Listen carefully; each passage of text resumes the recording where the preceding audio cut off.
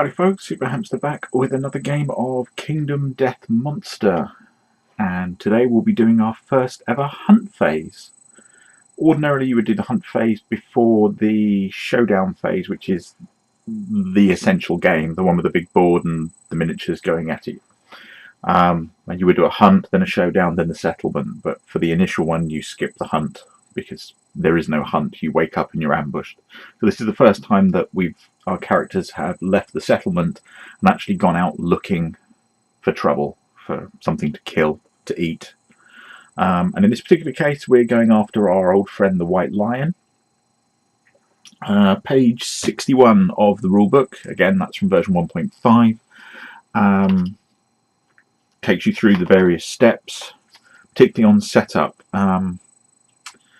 Each monster has a scenario based around it that tells you where along this track to place the monster, depending on its level. This is set up for a level 1. I think a level 2 is about here, and a level 3 was somewhere up here. And it also tells you where to place the special animal-specific hunt cards, which are these ones here. These are the lion ones, obviously, and that's the first, second, 5th, 8th space, and all the rest at this stage are standard hunt events, and unless you've got the equipment to unlock specific hunt events, all of these ones are random. The Overwhelming Darkness one is one that you encounter in every hunt if it goes so far, and the Starvation is one that triggers at the end of the hunt if you get that far as well. But yeah, everything's set up. This figure here is going to represent our survivors as a group. There's all 4 of them again. This figure here, which is currently on myths, is who is the active player, and the first event will be myth, the second one will be Esmeralda, the third one will be Meninga, and if goes to plan, the one where we encounter the lion will be Vola. But that can change. Some of the random events happen to the active player, which is why you have to mark as they go. You have to designate what equipment they're carrying, which, again, to save space, I've not bothered laying out the grid, but these 2 have just got the starting equipment, and these 2, being Meninga and Vola, have gained the Rawhide Headband, Vest, and the Bone Sword. One small clarification. I think it was in the settlement phase, I said that if I had the Rawhide Vest and I could complete this blue synergy and this red synergy, I'd get +1 evasion for each, but that's not true. You have to have both to get the +1 evasion. So, minor thing, but there we go. So essentially each turn we will, if we're in an empty space, we'll move up 1 and we'll work our way through this deck of events. At the moment there's only 1 on each space, but as I understand it, other events can force you to put more cards out or take cards off. And the idea is we want to try and catch up to the lion. The lion won't move unless an event tells us to move it one way or the other. It could be that we get so far and then the lion turns around and gets the jump on us, in which case he's effectively becomes the ambusher in the start of the next mission and would get a double turn. But yeah, so that's basically the hunt phase. That's some rules clarifications. As I say, the rulebook itself tells you how to set this up. There's the White Lion page, and it tells you where to put the special events, where to put the monsters, what their stats are, different levels. And at the moment, this is the only one we can go for. And because we're still relatively new, I thought we'd start with a level 1 monster. So nothing particularly taxing on that one. So let's get stuck in. This will be the hunt event table, because there's 100 hunt events, generic hunt events, plus the specific animal ones. So we'll move up to there and we'll see what is our first card. A White Lion Cub.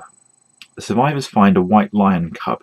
They may choose to slay the cub. If they do, each survivor gains 1 random basic resource. The event revealer then rolls on the following table.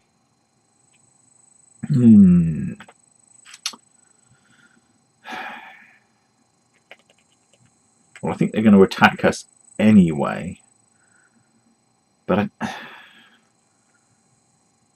maybe if we don't, they'll be nice. No, let's kill the cub. So we'll kill the cub. Everybody's going to get a resource. I will add those at the end.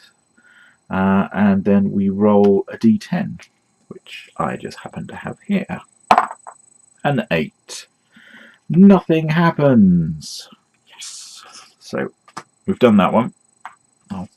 Normally you just archive that, add the resources. Yeah, so we've done that one. Nothing happens. Let's move on. Scratching grounds. Claw marks scar the ground. The survivors may choose to investigate. Each survivor that investigates gains +1 courage and rolls on the table. We've got to, really, haven't we?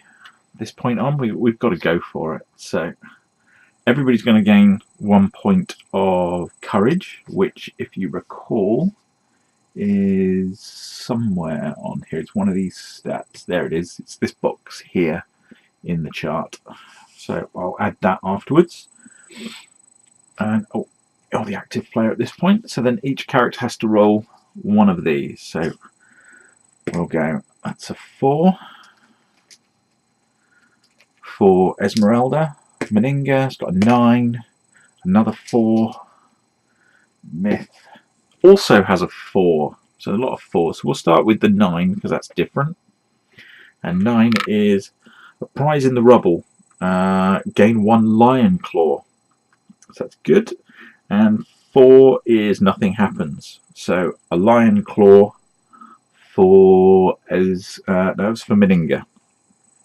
Hang on a second, I don't have a pencil, so I'll just grab that. Okay, so got my trusty pencil.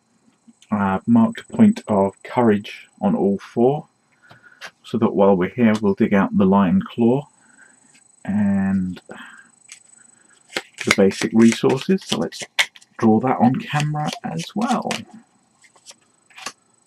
Some bone, something, a broken lantern, and some more love juice.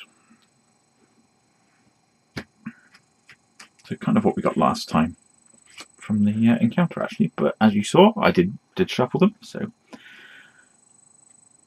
right, Meninga's now the leader of the hunt, and the group moves on, and we get a hunt event, which is roll on the random event for the hunt table, which would be on this one. So we'll use the white die as the 10s because it's a D100. So that is a 54. What have we found? 54. A bone storm. Mighty winds tear across the landscape, collecting chips of stones and skeletal remains. The survivors huddle together on the outskirts of the storm. They may either brave the storm or wait it out. Do you think wait it out? Doesn't feel like a risk we need to take at this point. Wait it out. Roll twice on the hunt table before continuing. Okay, so first one. 82.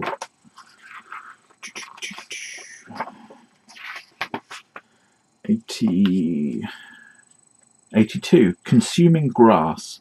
Vibrant green grass grows in patches ahead of the survivors. Close inspection of the delicate leaves reveals they are as sharp as any blade. Each survivor rolls a d10. The lowest scoring survivor, or survivors in the case of ties, becomes a straggler. As the survivors carefully pick their way past the verdant hazard, the straggler stumbles into the brush and must roll a d10. If any survivor has a whip, nobody does. So again, we'll roll. It's a 2, it's a 10, that's another 10, and that's a 9. It was the lowest, wasn't it? It was the lowest, wasn't it? Yes. So that's Mithrax. Right, so he rolls a d10 on the straggler table. A 10. You stop your fall before it is too late. So he got away with that one. And our second event is an 85, a test of courage. Lava flows from the eyes of a huge grimacing stone face. Its gritted teeth holds a worn sword. If any of the survivors with 6+ courage choose one to brave the lava, which they don't, and they would gain some things. If the settlement already has no, so we don't, nothing happens, we'll move on. So Vola's now the leader of the hunt, and we have arrived at the monster. Now, as you can see from this one, if the survivors move into the same space as the monster on their hunt turn, the hunt phase is over and the showdown will begin immediately. Do not resolve any hunt events, except for starvation, on the hunt board occupied by the monster. So we're here. We've snuck up on the lion. It hasn't snuck up on us. So in the next video, we'll have our first true unscripted hunt. But we're already up. We've already gained 5 resources. All we've got to do is survive the lion to keep them. Thanks for watching. Hope you enjoyed this one. If you do, hit the thumbs up button. And of course, if you haven't already, don't forget to subscribe to my channel as well. Help me take over YouTube 1 subscriber at a time. And I'll catch you in the next video. Bye for now. Bye.